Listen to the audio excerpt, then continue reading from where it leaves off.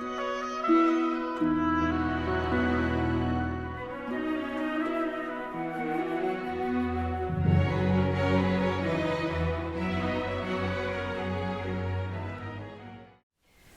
we're going to talk about 2 resolutions. How come we can never change what we want to do with our lives? We cannot put it into fruition. We're going to talk about the Shotgun Sutra, 2 resolutions. Hopefully we will find out the problem of our cultivation and our lives. The first resolution, you must carefully consider whether the resolve on the cause ground and the enlightenment on the ground of fruition are the same or different. We want to reach Buddhahood, that's the ground of fruition that we want. But what is your cause? You must have the right cause in order to have the right result. So what is the cause? We don't have the right cause to begin with. We are all stuck with our 5 aggregates. We're using the deluded mind, that's why we cannot reach enlightenment. Right now, we are using these 5 aggregates thinking that's me. That's why we are creating the world of 5 turbidities. We have the turbidity of time because we are all stuck with our form. We are very selfish. We are all attached to the body. That's why the world is so corrupted. Then we have the turbidity of views. We only care about our own feelings, our own happiness. Everybody is chasing after their own self-benefit. That's why the views are corrupted. And we have the turbidity of afflictions. We are all caught up in our own thinking about the past, future, present, all based on the self. And all living beings are corrupted because we have the mental formation of the strong self. Everybody have deep attachment to the ego. Lastly, our lifespan is very corrupted, short and whimsical because we're attached to our consciousness as deluded self. We are using the 5 aggregates as the real me. But that should not be your cause ground because this is all based on cause and condition. We must decisively renounce this pseudo-self, conditioned appearance. This is not the real me. If you rely on this view to cultivate, you will not succeed no matter how hard you chant the Buddha's name, how hard you meditate, you will not reach Buddhahood. For example, why are you listening to the Dharma or why are you a Buddhist? You don't even know why. We are still using the selfish self to cultivate. We will never reach the right fruition. So let go of this attachment to the self. First, carefully consider. That means recognize. If you start off the wrong foot, you will not reach the right destination. Clarify. It's like we are trying to purify muddy water. Put it in a clean vessel that is still and unmoved. All the sand and slip will settle to the bottom, then you will have clean water. So that's when we can clean this turbulent, dirty water by residing in our perfect, tranquil nature that does not rise or cease. It has neither production or extinction. Then we will completely accomplish the cultivation of and the certification to the ground of fruition. So if you really want to reach Buddhahood, you have to start with the Buddha mind. That does not go with your selfish self. That is the first resolution. You must tell yourself, no more selfish pseudo-self. The 5 aggregates. Decisively renounce it. When you're not attached to this selfish I anymore, that's when you can start cultivating. Figure this out in the first place. The first patriarch of Zen Buddhism is Bodhidharma. The second patriarch is Huike. When Huike first met Bodhidharma, he was in the cave meditating, facing the wall and ignoring him. So Huike stayed outside in the snow. The snow was covering his knees. He was still with reverence standing in the snow, waiting for the master to speak to him. The master ignored him for many, many days. Finally, to express his sincerity in trying to find the Dharma, he cut off his left arm. The blood splashed everywhere on the snow. That's when Bodhidharma asked him, "What do you want?" Huike said, "Your disciple's mind has no peace as yet. Master, please put it to rest." Bodhidharma said, "Bring me your mind, I will put it to rest." Huike said, "I have searched for my mind. I cannot find it." Then Bodhidharma said, "I have completely put it to rest for you." At that moment, just one sentence with the master, he was completely enlightened and he became the second patriarch of Zen Buddhism.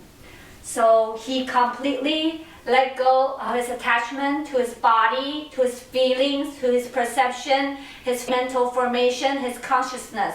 That's why he was able to let go of his arm. We're not asking you to have this kind of resolution, but at least stop complaining about your human existence. Little pain in the body here and there, or how bad you feel, or how horrible your life is. If you keep thinking the human thoughts with your human mind, it's not gonna bring you into enlightenment. Stop thinking in terms of the 5 aggregates. Attaching to the aggregate will only cause you to staying in the reincarnation.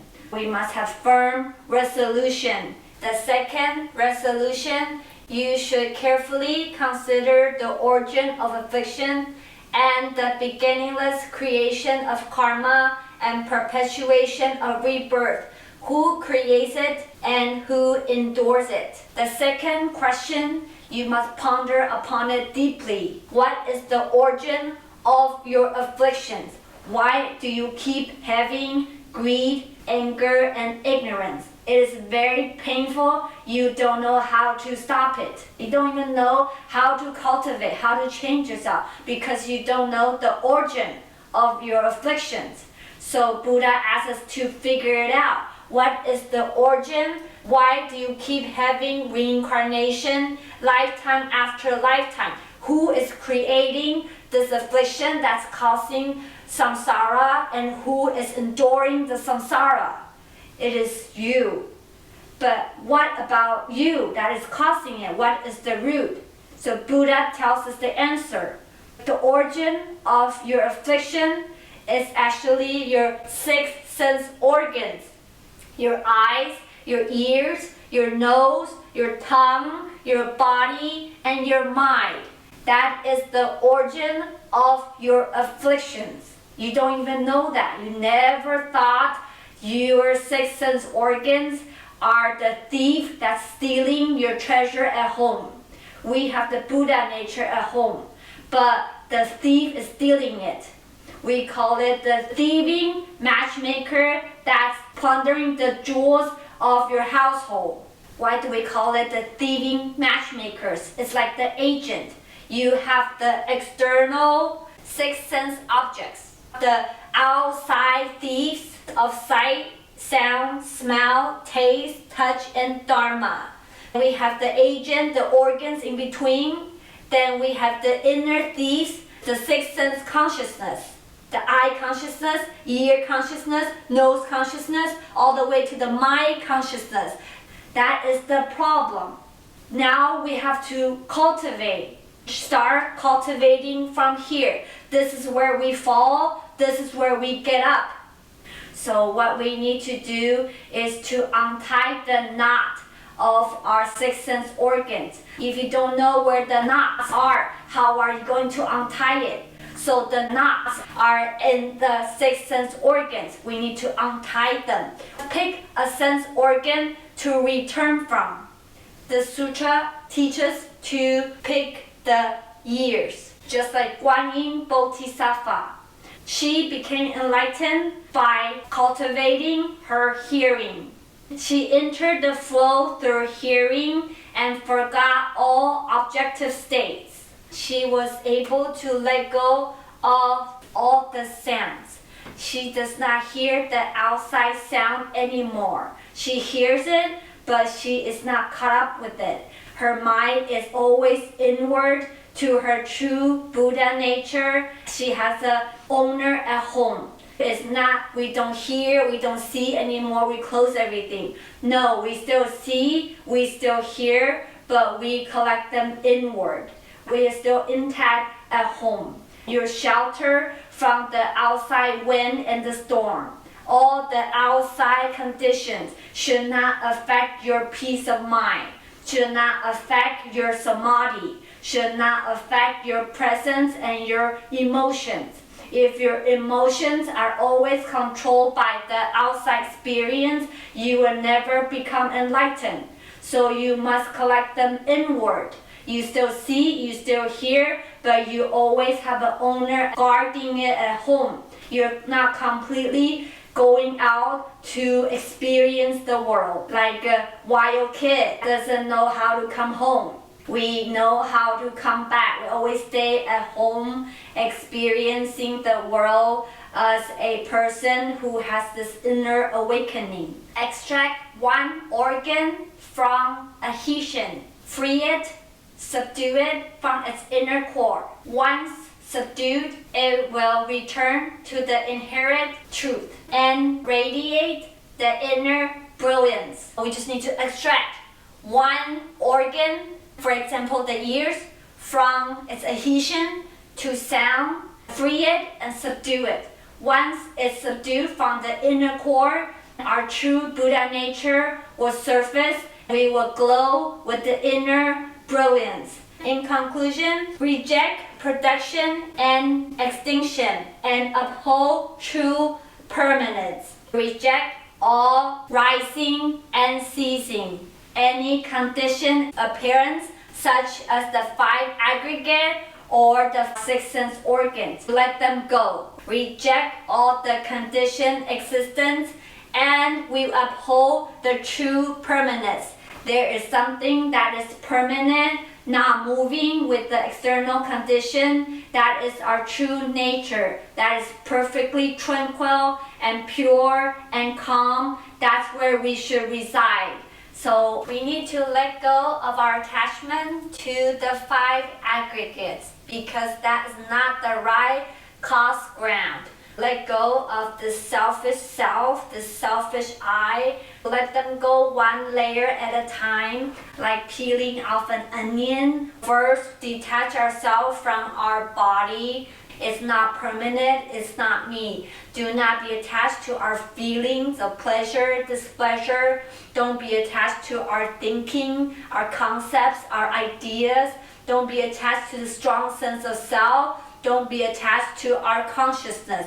None of it is me. This is to peel one layer at a time, and the sixth organ is to pick one. If you can just purify one, then all of them will be pure simultaneously. This is the secret to our cultivation. We are not really cultivating until we have these two resolutions. Now we know Buddhism is like someone is giving us a mansion. There's so many windows and doors, but we don't know how to get in.